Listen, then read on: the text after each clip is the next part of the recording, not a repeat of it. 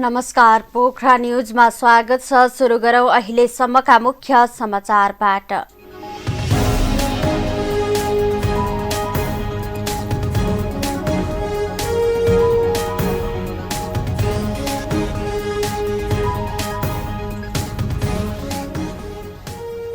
प्रधानमन्त्री ओलीको कम्युनिस्ट आन्दोलन प्रतिको निष्ठा कमजोर भएको प्रचण्ड मातापक्ष नेकपा अध्यक्ष नेपालको भनाई।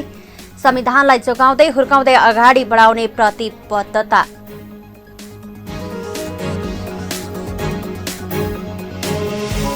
पत्रकारको समस्या समाधानको निम्ति प्याकेज बनाएर अघि बढ्ने सञ्चार मन्त्री गुरुङको भनाई। विरोध गरेपछि मात्रै पत्रकार भइन्छ भन्ने धारणा परिवर्तन गर्न आग्रह।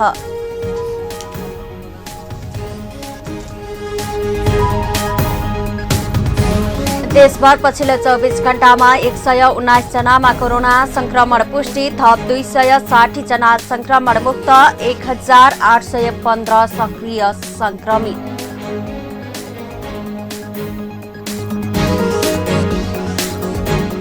दिगो विकास लक्ष्य प्राप्तिका लागि तीनै सरकारको संयुक्त प्रयास हुनुपर्ने राष्ट्रिय योजना आयोगका उपाध्यक्ष कडेलको भनाई। देशलाई विकासशील देशतर्फ लैजानुपर्नेमा जोड।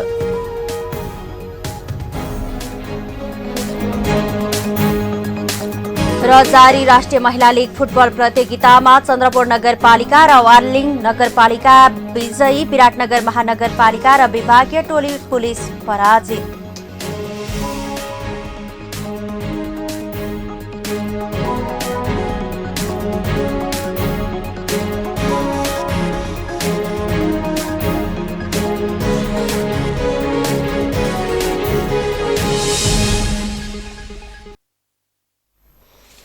अब समाचार विस्तारमा। स्वास्थ्य तथा जनसंख्या मन्त्रालयले आजदेखि कोभिड-19 विरुद्धको कोभिडशील्ड खोप अग्रपंक्तिमा काम गर्ने पत्रकारलाई उपलब्ध गराउने भएको छ।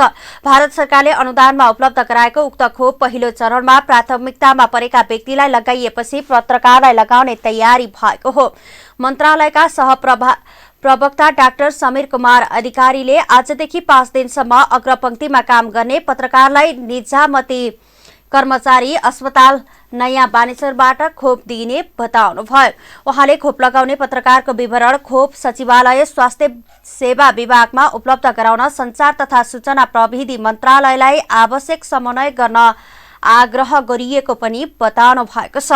स्वास्थ्य मन्त्रालयले सञ्चार मन्त्रालयसँग देशभरिको पत्रकारको विवरण मागेको र सोही विवरण खोप सचिवालयमा उपलब्ध गराइनेछ। खोप लगाउन पत्रकारले आफ्नो परिचय पत्र खोल्ने गरी सूचना विभागको प्रेस पास लिएर जानुपर्ने हुन्छ। देशभर करिब 13,000 पत्रकार रहेका छन्। पहिलो चरणको खोप 1,84,857 जनालाई लगाइसकिएको छ। नेपाल कम्युनिस्ट पार्टी नेकपा पुष्पकमल दाहाल प्रचण्ड माधव कुमार नेपाल पक्षका नेता माधव कुमार नेपालले प्रधानमन्त्री ओलीको कम्युनिस्ट आन्दोलन प्रतिको निष्ठा कमजोर भएको बताउनु भएको छ। आइतबार असंवैधानिक संसद विघटनको सन्दर्भमा ट्रेड युनियनको भूमिका बारे श्रमिक भेलामा सम्बोधन गर्नुहुँदै अध्यक्ष नेपालले प्रधानमन्त्री ओलीको कम्युनिस्ट आन्दोलन प्रतिको निष्ठा र आस्था कमजोर भएको बताउनु भएको हो।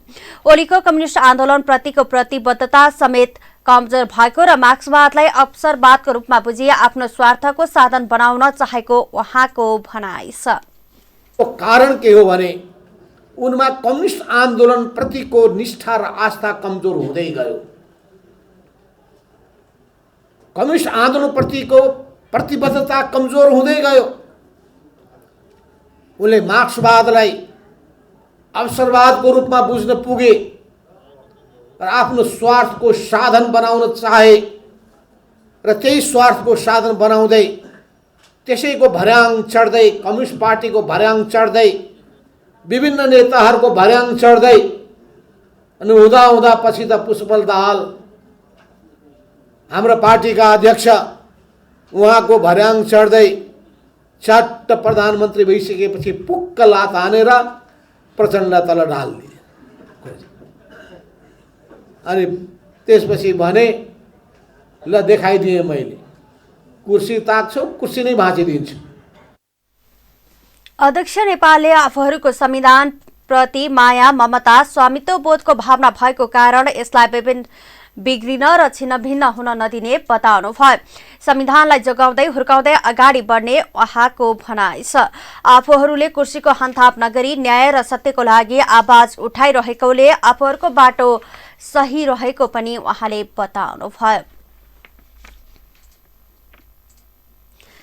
नेपाल कम्युनिस्ट पार्टी नेकपा पुष्पकमल दाहाल प्रचण्ड, माधव कुमार नेपाल पक्षधर, अखिल नेपाल स्वतन्त्र विद्यार्थी युनियनहरूले प्रतिनिधि सभा विघटनको विरोध गर्दै प्रधानमन्त्री केपी शर्मा ओलीलाई विरोध पत्र लेखेको छ। आइतबार अनेरा सभ्युले प्रधानमन्त्री ओलीलाई प्रतिनिधि सभा विघटनको विरोध गर्दै लेखिएको पत्र प्रधानमन्त्रीलाई नै दिन चाहे पनि समय नदिएपछि पत्रको ठूलो ब्यानर बनाएर प्रदर्शन गरेका हुन्। प्रधानमन्त्री तथा मन्त्री परिषदको कार्यालयमा विरोध पत्र दर्ता गर्न जाँदा पनि विरोध पत्र दर्ता नभएपछि अनेरा सभ्युले हनुमान ढोका स्थित सडकमा नाराबाजी तथा प्रदर्शन समेत गरेको थियो। अनेरा सभ्युको सहसंयोजक रञ्जित तामाङले देश गम्भीर संकटमा रहेको बेलामा युवा विद्यार्थीको तर्फबाट प्रधानमन्त्री ओली समक्ष आफ्नो भावना तथा धारणा राख्नु कर्तव्य ठानी प्रयास गरिएको भए पनि समय नदिएकोमा आपत्ति जनाउनु भयो। आगामी दिनहरूमा ओली सरकारको मन्त्रीको देश दौडाहामा विरोध प्रदर्शन गरिने सहसंयोजक तामाङले बताउनु भएको छ। जब हामीलाई समय दिनु भएन, उहाँ देशको प्रधानमन्त्रीको रूपमा अब हामीले सम्मान गर्नुपर्ने कुनै जरुरी छैन। केपी ओली आजको समयको मात्रै प्रधानमन्त्री हो, सधैँको लागि प्रधानमन्त्री होइन। त्यो प्रधानमन्त्रीको कुर्सी सधैँ रहिरहन्छ। हामीले भनेका थियौँ, आज संयोगले केपी ओली प्रधानमन्त्री हुनुहुन्छ। देश गम्भीर राजनीतिक सङ्कटमा छ। यस्तो बेलामा देशको प्रधानमन्त्रीलाई युवा विद्यार्थीको तर्फबाट केही कुरा बुझाउने हाम्रो दायित्व थियो, कर्तव्य थियो। त्यसैले हामीले त्यो प्रयत्न गरेका थियौँ। उहाँले हामीलाई समय दिनु भएन। उहाँको सचिवालयलाई हामीले पटक पटक फोन गऱ्यौँ, समय माग्यौँ, खबर गर्छु भन्नुभयो, खबर गर्नु भएन। निजी निवासमा हामीले बुझाउन हामीले उपयुक्त ठानेनौँ। प्रधानमन्त्रीको कार्यालय सिंहदरबार हो, सिंहदरबारमा बुझाउने प्रयत्न गऱ्यौँ। हाम्रा साथीहरू दर्ता गर्नको लागि प्रधानमन्त्री कार्यालयमा जानुभयो, तर प्रधानमन्त्रीका आसेपासे र प्रधानमन्त्रीको निर्देशनमा त्यहाँ हाम्रो ज्ञापन विरोध पत्र दर्ता भएन। त्यसैले हामी प्रधानमन्त्रीको आम जनताको र युवा विद्यार्थीहरूले पेश गर्न खोजेको यो विरोध पत्रलाई जसरी अस्वीकार गर्नुभयो, यो एकदम घोर भर्त्सना योग्य छ। यो एकदम गलत कदम उहाँले गर्नुभयो। हाम्रो ज्ञापन पत्र बुझ्न तयार हुनु भएन र अब हामी अनेरा सभ्युको तर्फबाट आगामी दिनमा कहिल्यै कुनै दिन पनि केपी ओली प्रधानमन्त्री हुन्जेलसम्म हामी सम्माननीय प्रधानमन्त्री केपी ओली भनेर हामी कहीँ भन्दैनौँ। प्रतिगमनकारी सरकारलाई अब हामी सरकारको रूपमा मान्दैनौँ। सरकारका मन्त्रीहरूलाई हामीले घोषणा पनि गरिसकेका छौँ। प्रतिगमनकारी सरकारका मतियार बनेका मन्त्रीहरूलाई देश दौडामा गए सरकारको करबाट किनिएको गाडी र जनताले तिरेको करबाट किनिएको गाडी र जनताले तिरेको करबाट हालेको पेट्रोलको धुवाँ उडाउँदै हामी कहीँ हिँड्न दिँदैनौँ। सरकारी गाडी चलाएर मन्त्रीहरू कहीँ कुनै ठाउँमा निस्क्यो भने त्यो गाडी तोडफोड गर्न हामी आम कार्यकर्तालाई हामी निर्देशन गर्न चाहन्छौँ। प्रतिगमनकारी सरकारका मन्त्रीहरूलाई देश दौडामा गएर प्रतिगमन टिकाउने कुनै कदम नगर्न हामी आग्रह गर्न चाहन्छौँ। अनेरा सभ्युले प्रधानमन्त्री ओलीको प्रतिनिधि सभा विघटनको विरोधमा निरन्तर विरोधको कार्यक्रम गर्दै आएको छ। सञ्चार तथा सूचना प्रविधि मन्त्री पार्वत गुरुङले पत्रकारहरूलाई तालिमको जरुरी रहेको बताउनु भएको छ। आइतबार काठमाडौँमा आम सञ्चार र श्रमजीवी पत्रकार नीति कार्यक्रम र बजेट विषय छलफल कार्यक्रममा बोल्नुहुँदै मन्त्री गुरुङले पत्रकारहरूलाई तालिमको जरुरी रहेको बताउनु भएको हो। तालिम प्राप्त पत्रकार नहुँदा विकृति विसंगति जन्मिएको भन्दै उहाँले पत्रकारहरूको निम्ति तालिम केन्द्रको विकास नगरी पत्रकारिता क्षेत्रको गुणस्तर नहुने बताउनुभयो। आफ्नो क्षमता, योग्यता र गुणस्तर बिना बजारमा बिक्री हुन्न भन्ने हेका पत्रकारहरूले पनि राख्नुपर्ने उहाँको भनाइ छ। उहाँले विरोध गरेपछि मात्रै पत्रकार भइन्छ भन्ने धारणा परिवर्तन नगरेसम्म पत्रकारिता क्षेत्रलाई सम्मानित, मर्यादित र जिम्मेवार बनाउन नसकिने पनि बताउनुभयो। योग्यता बिना, क्षमता बिना र गुणस्तर बिना चाहिँ हामी मार्केटमा अब हामी बिक्री हुँदैनौँ भन्ने कुरो चाहिँ त्यति कुरो चाहिँ हेक्का चाहिँ हामीले राख्नुपर्छ। त्यसको निम्ति यो एउटा तालिम केन्द्रको रूपमा होस्, प्रशिक्षण प्रतिष्ठानको रूपमा होस्, यसको विकास नगरिकन शुद्धिकरण पनि हुँदैन, हाम्रो बिचमा गुणस्तर पनि हुँदैन। हाम्रो बिचमा अहिलेको हामीले जे चाहेको पत्रकारिता भनेको अनि सधैँभरि हामी प्रतिपक्ष भूमिकै गर्नुपर्छ अनि हामीले आलोचनै गर्नुपर्छ, विरोध गरेपछि मात्रै हामी पत्रकार होइन्छ भन्ने किसिमको एउटा हाम्रो जे माइन्डसेट छ त्यो माइन्डसेटलाई चेन्ज नगरेसम्म हामी पत्रकारी क्षेत्रलाई एउटा सम्मानित र मर्यादित र जिम्मेवार बनाउन चाहिँ सक्दैनौँ भन्नेतर्फ पनि हामी यो फोरमले एउटा आजको एउटा निष्कर्ष त निकालौँ न भन्नेतर्फ चाहिँ लाग्छ। मन्त्री गुरुङले पत्रकारहरूका लागि प्रशिक्षण प्रतिष्ठान खोल्ने कुरा सरकारको नीति कार्यक्रममा ल्याउने पनि बताउनु भएको छ। उहाँले अनलाइन नवीकरणका लागि जिल्ला हुलाक कार्यालयबाट हुने गरी नीतिगत निर्णय गरिएको भए पनि हुलाकका कर्मचारी दक्ष नहुँदा प्रभावकारी नभएको बताउनुभयो। पत्रकार प्रेस पासबारे कार्यविधि बनाएर वर्षैपिछे नवीकरण गर्ने परम्पराको अन्त्य गर्ने प्रयत्न गर्ने उहाँको भनाइ छ। तपाईँको विभिन्न कुरो जे एउटा समस्याको कुरो आछ, अब जिल्ला हुलाकहरूमा हामीले जुन व्यवस्था गर्यौँ जिल्ला हुलाकहरू पनि त्यो अनुसारको दक्ष कर्मचारी हुँदो रहेछ। अनि प्रेसका यी काम गर्ने कुरो त त्यो हुलाकको कर्मचारी त तालिम प्राप्त त छैन। त्यसैले अहिले कतिपय हामीले निर्णय गरेको नीतिगत निर्णय पनि कार्यान्वयन गर्न प्रभावकारी नभएको हुनसक्छ। तर यो पत्रकार महासङ्घ पत्रकारबाट आएको आवाज होइन, यो मलाई लागेको मलाई अनुभूति भएको कुरा हो। त्यसैले पत्रकार हुलाकका कर्मचारीलाई हामीले एउटा तालिमको व्यवस्था गर्नुपर्ने हो। उहाँले पत्रकारको समस्या समाधानको निम्ति प्याकेज बनाएर अघि बढ्ने पनि बताउनुभयो। पत्रकारहरूका लागि कोभिड-19 कोरोना भाइरस विरुद्धको खोपको व्यवस्था गरिएको पनि उहाँले जानकारी दिनुभएको छ। नेपालमा आइतबार थप 119 जनामा कोरोना संक्रमण पुष्टि भएको छ। स्वास्थ्य तथा जनसंख्या मन्त्रालयका अनुसार नेपालमा कोरोना संक्रमितको संख्या 2,71,925 पुगेको छ। पछिल्लो 24 घण्टामा थप 260 जना निको भएसँगै निको हुनेको कुल संख्या 2,68,072 पुगेको मन्त्रालयले जनाएको छ। नेपालमा कोरोनाका कारण ज्यान गुमाउनेको संख्या 2,038 पुगेको छ। सक्रिय संक्रमितको संख्या 1,815 पुगेको पनि मन्त्रालयले जनाएको छ। पोखरा न्युजमा पालो आर्थिक समाचारको।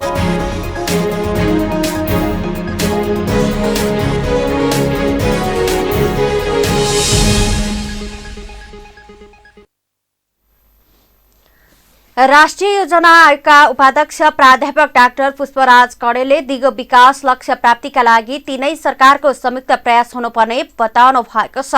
आइतबार दिगो विकास लक्ष्य प्रगति प्रतिवेदन 2016-2019 र दिगो विकास लक्ष्य स्थानीयकरण स्रोत पुस्तिका 2020 सार्वजनिकीकरण कार्यक्रममा बोल्नुहुँदै उपाध्यक्ष डाक्टर कडेलले दिगो विकास लक्ष्य प्राप्तिका लागि संघ, प्रदेश र स्थानीय तीनै सरकारको संयुक्त प्रयास रहनुपर्ने बताउनु भएको हो।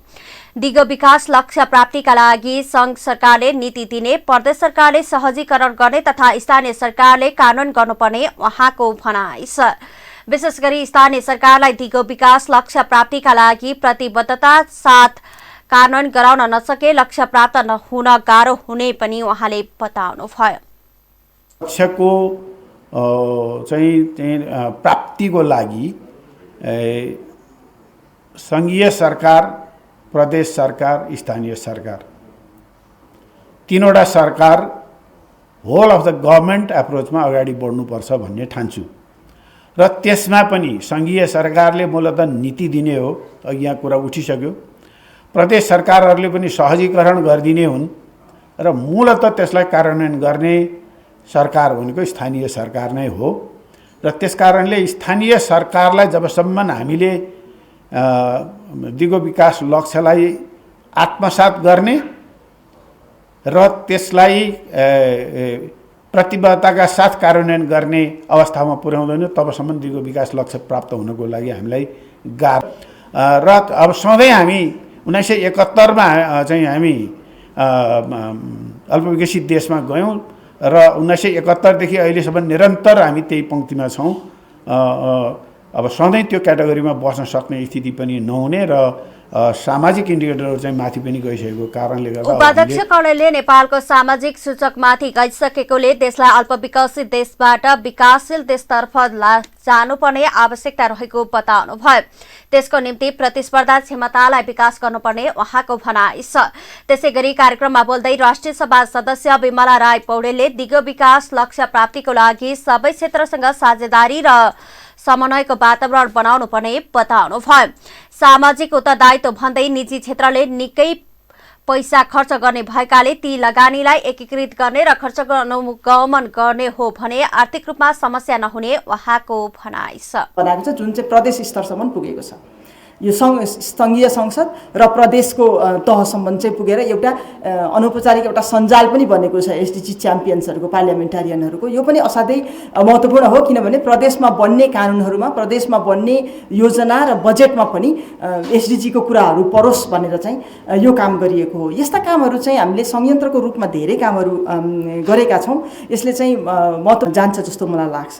कर्पोरेट सोसल रेस्पोन्सिबिलिटी भनेर यो सामाजिक उत्तरदायित्वमा उहाँहरूले थुप्रो पैसा खर्च गर्नुहुन्छ। त्यो पैसालाई एक रूपमा एक ठाउँमा राखेर एसडिजी इम्प्लिमेन्टेसनका डिफ्रेन्ट गोलहरूमा लगाउने हो भने पनि ठुलो लगानी त्यहाँबाट पनि आउनेवाला देखिन्छ। आइ नै रहेको छ तर छरपस्टेको छ, कहाँ जान्छ थाहा हुँदैन। यसरी लगानीहरूलाई एकत्रित गर्ने र लगानीहरू कहाँ खर्च भइरहेको छ भन्ने कुराको राम्रो अनुगमन गर्यौँ भनेदेखि खर्चको त्यति ठुलो समस्या हुन्छ जस्तो मलाई चाहिँ लाग्दैन। किनभने यी राष्ट्रिय योजना आयोगका सचिव केवल प्रसाद भण्डारीले दिगो विकासको प्रगति अध्ययन गर्दा रोजगारी पाउने तथा आय आर्जन हुने क्षेत्रमा प्रगति हासिल गर्न नसकिएको बताउनुभयो। उहाँले उद्योग क्षेत्रको कुल गृहस्थ उत्पादनमा योगदान घटेको तथा प्रजनन उमेरका महिलाहरूमा रक्त अल्पताको स्थिति र 5 वर्ष मुनिका बालबालिकाहरूको रक्त अल्पताको स्थिति लक्ष्य अनुसारको प्रगति हासिल हुन नसकेको उहाँले बताउनुभयो। ती कुराहरूमा कति संवेदनशील भएर जान्छौँ भन्ने लागिरहेछ। अर्को अब उद्योग क्षेत्रको कुल गारस्थ उत्पादनमा योगदान घटेको देखाएको छ। रोजगारीको एउटा महत्त्वपूर्ण क्षेत्र हो। कृषि उत्पादन बढो पनि भनिन्छ, कृषि उपजको आयात त्यत्तिकै बढेको पनि छ। उमेरका महिलाहरूमा रक्त अल्पताको स्थिति र 5 वर्ष मुनिका बालबालिकाहरूको रक्त अल्पताको स्थितिमा चाहिँ हामीले लक्ष्यअनुसार प्रगति हासिल गर्न सकेका छैनौँ। यसले समग्र लाइफ साइकललाई नै असर पर्छ जस्तो लागेको छ। सिद्धान्त सदस्य सचिव भण्डारीले दिगो विकास लक्ष्य प्राप्तिको कुरा जताततै दस्तावेजीकरण गरिएको भए पनि काम गर्ने सिलसिलामा कठिनाइहरू देखिएको बताउनुभयो। राष्ट्रिय सहकारी बैंकले मात्रै सहकारी संस्थाहरूमा वित्तीय लगायतको सेवा प्रवाह गर्न नसकेको भन्दै सरकारवालाहरूले नेपाल सहकारी बैंक दर्ताको प्रस्ताव अघि सारेका छन्। नेपाली कांग्रेसका नेता आनन्द प्रसाद ढुङ्गाना लगायत आवेदक संस्थाका प्रतिनिधिहरू आइतबार राष्ट्रिय सहकारी विभागमा सहकारी बैंक स्थापनाको प्रस्ताव लिएर पुगेका हुन्। एक मात्रै सहकारी बैंकले समग्र मुलुकभरिको सहकारी संस्थालाई सेवा दिन नसक्ने भएकाले थप 5वटा सहकारी बैंकको आवश्यकता रहेको विस्तृत अध्ययन प्रतिवेदन सहित उनीहरू सहकारी बैंक दर्ताका लागि आवश्यक कागजात लिएर सहकारी बोर्ड पुगेका हुन्। तर विभागले बैंक दर्ता बारे प्राप्त कागजात अध्ययनपछि मात्रै निर्णय दिने बताएको छ। विभागका रजिस्ट्रार टोकराज पाण्डेले सहकारी ऐन 2074ले गरेको व्यवस्था अनुसार आवश्यक प्रमाण पुगेमा आफूहरूले दर्ता प्रक्रिया नरोक्ने बताउनुभयो। उहाँले अध्ययन तथा अभिलेख प्रयोजनका लागि तत्काल बैंक दर्ताको निवेदनलाई विभागले ग्रहण गरेको जानकारी दिनुभएको छ। चाहिने हो भन्ने हाम्रो सरोकारको विषय होइन र कानुनले हामीलाई त्यो विषयमा सरोकार राख्नु भनेको पनि छैन। हामीलाई त रीतपूर्वक विवरणहरू प्राप्त भयो भने प्रक्रिया अगाडि बढाउने भनेको छ। त्यस कारणले के कागजपत्रहरू पेश गर्नुभएको छ हामीले हेरिसकेका छौँ। यो बन्द फाइलभित्र हामीले प्राप्त गरेका छौँ। यहाँहरूलाई थाहा छँदैछ सङ्घीयताको कार्यान्वयनसँगै सहकारी विभागमा जनशक्ति घटेको छ। हामी अरू धेरैवटा काममा इन्भल्भ छौँ। त्यसैले ओभरनाइट तपाईँहरूलाई हामी सबै कुराहरू भनिहाल्न सक्दैनौँ। तर प्रस्तावित बहुउद्देश्य नेपाल सहकारी बैंकका अध्यक्ष सुरेन्द्र भण्डारीले एक मात्रै सहकारी बैंकले 34% सदस्यता र 6% वित्तीय कारोबार मात्रै गरेकोले सम्पूर्ण सहकारी संस्थाको प्रबन्धन र वृद्धि विकास तथा आर्थिक कारोबार सञ्चालनका लागि थप 5वटा यस्ता बैंक आवश्यक पर्ने बताउनुभयो। गत माघदेखि नै आफूहरूले राष्ट्रिय सहकारी बैंक स्थापना गर्ने पहल गरेको उल्लेख गर्दै उहाँले सहकारी संस्थाहरूको प्रबन्धन राष्ट्रिय उत्पादनमा वृद्धि तथा आयात प्रतिस्थापन गरी समग्र आर्थिक वृद्धिका लागि एकमात्रै सहकारी बैंकबाट सम्भव हुने नहुने बताउनुभयो। यसले हामीले के जरुरी देख्यौँ भने अहिलेको ब्याङ्क जस्तो ब्याङ्क करिब 5वटा ब्याङ्क चाहिन्छ। अहिले नेपाल बचत केन्द्रीय सङ्घले पनि करिब 25 अरबको वित्तीय कारोबार गरेको छ। बहुउद्देश्यले अरबभन्दा माथि कारोबार गरेको छ। कृषि केन्द्रीय सङ्घले कारोबार गरेको छ। गुणवत्ता वृद्धि गर्नको लागि चाहिँ एउटा मात्रै ब्याङ्क सम्भव छैन भन्ने कुरा हाम्रो अध्ययनले देखायो। राष्ट्रिय सहकारी ऐन 2074 को दफा 12 र 14 तथा नियमावलीको नियम 5 र 6 मा सहकारी बैंकको स्थापना सम्बन्धी व्यवस्था गरिएको छ। सो व्यवस्था अनुसार 500 सहकारी संस्था शेयर पुँजी 3 खर्ब, संस्थागत पुँजी 50 करोड, आवेदक संस्थाहरू विगत 3 वर्षदेखि निरन्तर नाफामा सञ्चालन भएको हुनुपर्ने उल्लेख गरिएको छ। त्यसैगरी राष्ट्रिय सहकारी महासंघको सिफारिस सहित अनुसूची 1 को ढाँचामा अनुसूची 2 र 3 को विवरण भरेर सहकारी विभागमा निवेदन दिनुपर्ने व्यवस्था गरिएको छ। साथै अन्य वित्तीय व्यवस्था खुल्ने विवरण पनि पेश गर्नुपर्ने प्रावधान रहेको छ। अब पालो अन्तर्राष्ट्रिय समाचारको।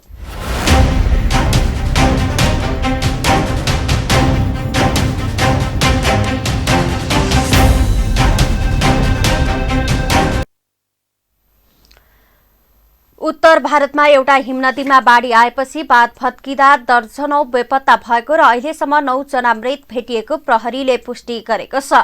उत्तराखण्ड स्थित चमेली जिल्लामा हिमपैह्रोपछि आएको बाढीले बाँध भत्काएपछि तल्लो तटीय क्षेत्रमा ठूलो बाढी पसेको अधिकारीहरूले बताएका छन्।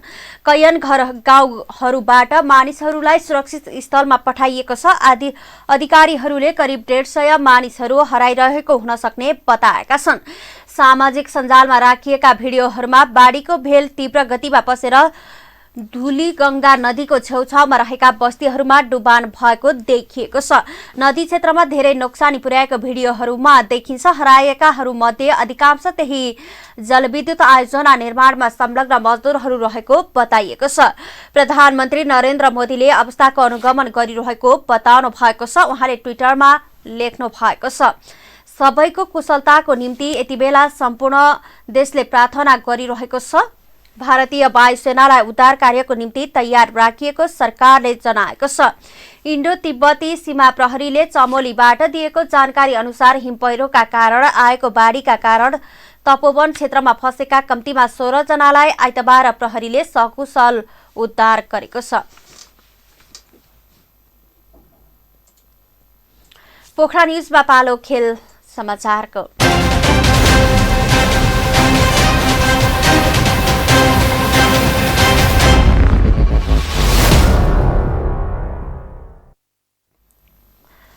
रजनी थोकारको निर्णायक गोलको मद्दतमा रौतहटको चन्द्रपुर नगरपालिकाले विराटनगर महानगरपालिकामाथि रोमाञ्चक जित निकाल्दा अर्को खेलमा विभागीय टोली नेपाल पुलिस क्लब स्याङ्जा नगरपालिकासँग स्तब्ध भएको छ।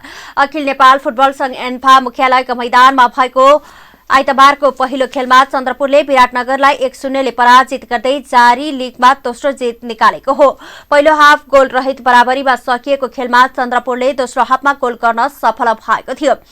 70औं मिनेटमा रजनी थोकारले गरेको गोल निर्णायक भन्दा चन्द्रपुरले जारी लिगमा दोस्रो जित दर्ता गरेको छ। पहिलो चरणको खेलमा 5-0 ले नतिजा सुम्पिएको चन्द्रपुरले जितसँगै बदला पनि लिएको छ। दोस्रो जित निकालेको चन्द्रपुरको 7 खेलबाट 6 अङ्क भएको छ। चन्द्रपुर तालिकाको 6औं स्थानमा रहँदा समान खेलबाट 10 अङ्क जोडेको विराटनगर तालिकाको तेस्रो स्थानमा रहेको छ।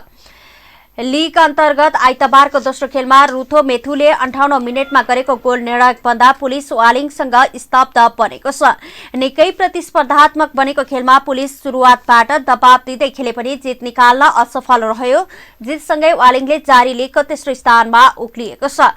वालिङले 7 खेलमा 11 अङ्क जोडेको छ। पुलिस 8 अङ्क जोडेर 5औं स्थानमा झरेको छ। पुलिसको यो लगातार दोस्रो र प्रतियोगिताको तेस्रो हार हो। यसअघिको खेलमा पुलिस विराटनगरसँग पनि पराजित भएको थियो। यसअघि सम्पन्न पहिलो चरणको खेलमा पुलिस वालिङसँग 1-1 बराबरी खेलेको थियो। लिगमा सोमबार एक मात्र खेल हुनेछ। अपराजित टोली एपीएफले तालिकामा अङ्क जोड्न नसकेको 14 दण्डी गढीसँग प्रतिस्पर्धा गर्नेछ। नेपाली राष्ट्रिय क्रिकेट टोलीले अमेरिका, ओमान र नेपाल सम्मिलित त्रिकोणात्मक एकदिवसीय श्रृङ्खलालाई लक्ष्य राखेर अभ्यास थालेको छ। खुला प्रतिस्पर्धाबाट नेपाली टोलीका प्रशिक्षक नियुक्त भएका अस्ट्रेलियन प्रशिक्षक डेभ वाटमरले प्रारम्भिक 21 खेलाडीलाई समावेश गरेर अभ्यास थालनी गरेका छन्। एक साता अघि मात्र सम्पन्न प्रधानमन्त्री कप एकदिवसीय राष्ट्रिय क्रिकेट प्रतियोगितामा गरेको प्रदर्शनमा नेपाल क्रिकेट संघ क्यानले 32 नाम सार्वजनिक गरे पनि सुरुवाती चरणमा 21 खेलाडी प्रारम्भिक अभ्यासमा बोलाएर अभ्यास थालेको हो। आगामी मार्च महिनाका लागि नेपाली टोलीले अन्तर्राष्ट्रिय भ्रमण गर्दा ओमान, अमेरिका र नेपालले त्रिकोणात्मक श्रृङ्खला खेल्दैछन्। विश्वभर महामारीको रूपमा लिएको कोरोना भाइरस कोभिड-19 को कारण नेपाली क्रिकेट तालिका अनुसार अगाडि बढ्न सकेको थिएन। ओमानमा हुने श्रृङ्खलालाई लक्षित गरेर सुरुवाती चरणमा प्रारम्भिक टोलीलाई अभ्यासमा थालेको नवनियुक्त प्रशिक्षक डेभ वाटमरले बताउनुभयो। To expose players to as good a conditions and as good a practice as we can possibly get. So, it's been a really good opportunity for me to see these boys. That's the real good thing so far. I watched the Prime Minister's Cup, most of the matches, but to actually work with them in the net is a little bit different, and it's पहिलो चरणमा क्याम्पमा बोलाइएका युवा खेलाडीमा सम्भावना भएको भन्दै प्रशिक्षक Dave वाटमरले Nepali टोलीमा जोश जागर भएका युवा खेलाडी भएकोले राम्रो नतिजा निकाल्न सक्ने बताउनुभयो। That's a little bit probably more in our area, but let's wait and see what happens. This is very early days yet. Surely we need to be more consistent, and that problem or area to improve is not exclusively an area for a team like Nepal. In my experience, a lot of teams have that problem. यस्तै उमेर समूहमा उत्कृष्ट प्रदर्शन गर्दै नाम कमाएका पृथु बास्कोटा क्यानले घोषणा गरेको प्रारम्भिक टोलीमा समावेश भएका छन्। एक साता अघि सम्पन्न प्रधानमन्त्री कप क्रिकेट प्रतियोगितामा उत्कृष्ट प्रदर्शन गरेको आधारमा प्रारम्भिक टोलीमा समावेश भएका हुन्। करिब 4 वर्षपछि राष्ट्रिय टोलीको प्रारम्भिक चरणमा स्थान बनाएका पृथुले राम्रो खेलेर टोलीमा अटाउन प्रयास गर्ने बताएका छन्। राम्रो गर्ने चाहिँ होप छ। अब पृथु म्याच्युरिटी भन्नाले अब गेमबाट देखिने हो हैन। एज अ पर्सन पनि अब त्यो डिफरेन्ट हुन्छ, सबैजनाको डिफरेन्ट म्याच्युरिटी लेभल्सहरू हुन्छ हैन। अब त्यो भन्दा नि अब मैले आफ्नो म्याच्युरिटी जज गर्नु भन्दा नि अब अरूहरूको कुराले भन्ने हो। त्यो चाहिँ अब मलाई चाहिँ आफ्नो चाहिँ खालि गेममा मात्र ध्यान दिएर खालि राम्रो गर्नु मात्र छ। यस्तै राष्ट्रिय टोलीमा पहिलो पटक क्याम्पमा परेका विवेक यादव र अर्जुन कुमारले पनि राम्रो प्रदर्शन गरेर टोलीमा अटाउने प्रयास गर्ने बताएका छन्। सिनियर क्याम्प हो, अब नयाँ प्लेयर म छु भने कम्पिटिसन त भइहाल्छ। त्यही पनि अब कम्पिटिसन आफ्नो ठाउँमा छ, आफ्नो पर्फर्मेन्स भने आफ्नो गेम, आफ्नो एबिलिटिजहरूमा छ। म त्यसमै वर्क गरिरहेको छु। अब यहाँबाट बाटो खुल्ने मेरो लागि। अब जति पीएममा जति राम्रो भयो त्योभन्दा अझै राम्रो गर्नु। सीनियर के साथ खेल रहा हूँ, अच्छी बॉलिंग हो रही है, तो कोच भी अच्छे हैं, इसलिए बैटिंग अच्छी हो रही है। वेल प्लेड बोला था और थोड़ा तेज रहो कि बैटिंग में बस। विवेक र अर्जुनले प्रधानमन्त्री कप राष्ट्रिय क्रिकेट प्रतियोगितामा उत्कृष्ट प्रदर्शन गरेको आधारमा छनौटमा परेका हुन्। घोषणा भएका 32 खेलाडी मध्येका शरद भेष्वाकर, अविनाश बोहरा, आरिफ शेख, दिपेन्द्र सिंह एरी, सोमपाल कामी, कुशल मल्ल, करण केसी, सन्दीप लामिछाने, विनोद भण्डारी, पारस खड्का र ज्ञानेन्द्र मल्ल भने केही दिनपछि जोडिनेछन्। वैशाख 25 देखि जेठ 15 गतेसम्म पोखरामा सञ्चालन हुने ए डिभिजन फुटसल लिगका लागि अखिल नेपाल फुटबल संघ एन्फाले आइतबार टर्नपाइक इभेन्ट प्रालीसँग सम्झौता गरेको छ। एन्फाले राष्ट्रिय फुटसल लिगको विवरण सार्वजनिक गर्ने कार्यक्रममा प्रतियोगिताको व्यापार, प्रबन्धक र व्यवस्थापनको लागि टर्नपाइकसँग आइतबार सम्झौता गरेको हो। एन्फाको फुटसल कमिटीका संयोजक रत्नकुमार श्रेष्ठ र टर्नपाइकका प्रमुख कार्यकारी अधिकृत उकेश लोहनीले सम्झौता पत्रमा हस्ताक्षर गरेका हुन्।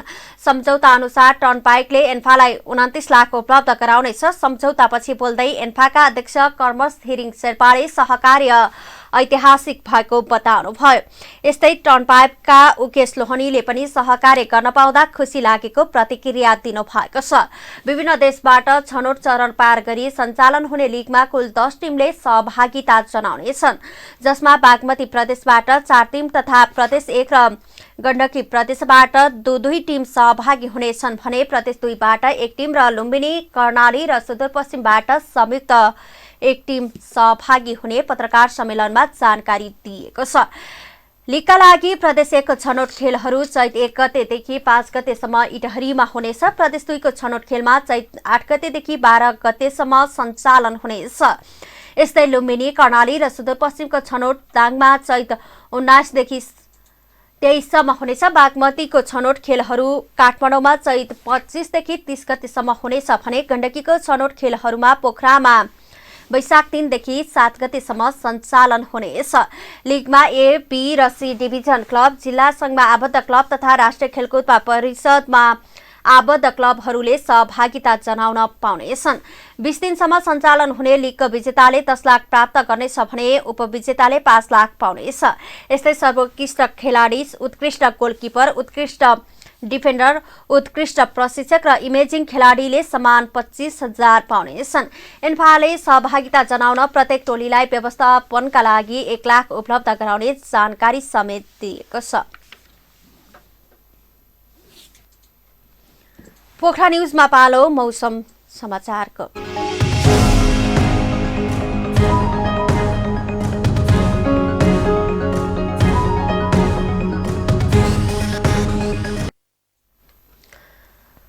हाल देशभर मौसम सामान्यतया सफा रहेको मौसम तथा पूर्वानुमान महाशाखाले जनाएको छ। यस्तै आज दिउँसो सुदूरपश्चिम र कर्णाली प्रदेशका पहाडी भूभागमा आंशिक बदली रही बाँकी स्थानहरूमा मौसम सामान्यतया सफा रहनेछ।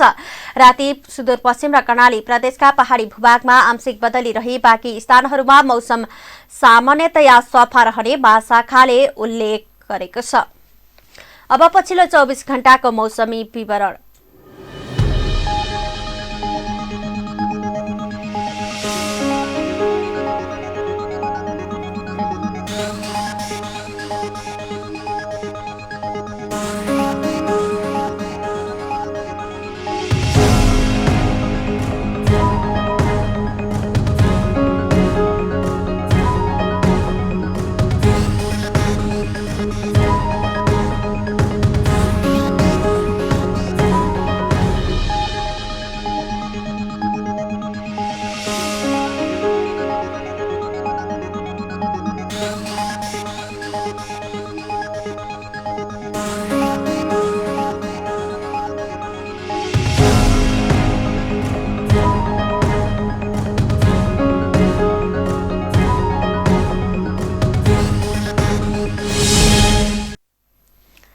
समाचारका अन्त्यमा प्रमुख समाचारका शीर्षकहरू पुनः एकपटक।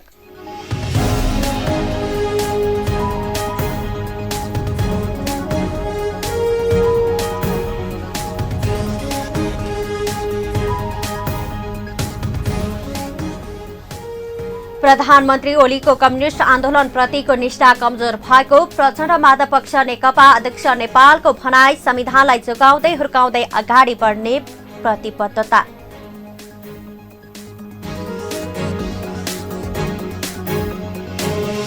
पत्रकारको समस्या समाधानको निम्ति प्याकेज बनाएर अघि बढ्ने सञ्चार मन्त्री गुरुङको भनाई विरोध गरेपछि मात्रै पत्रकार भइन्छ भन्ने धारणा परिवर्तन गर्न आग्रह।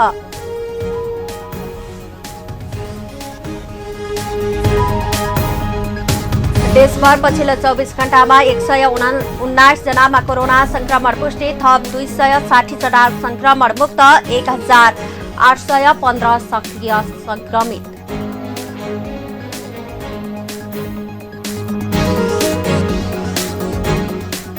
दिगो विकास लक्ष्य प्राप्तिका लागि तीनै सरकारको संयुक्त प्रयास हुनुपर्ने राष्ट्रिय योजना आयोगका उपाध्यक्ष कणेलको भनाई, देशलाई विकासशील देशतर्फ लैजानुपर्नेमा जोड।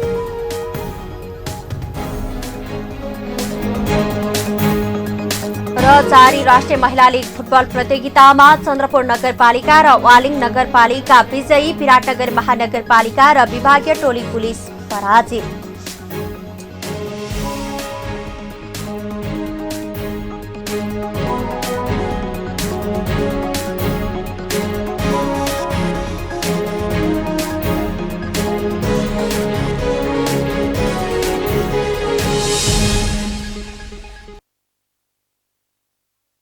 समयलाई। पोखरा न्युज यति नै। हामीलाई बिदा दिनुहोस्। नमस्कार।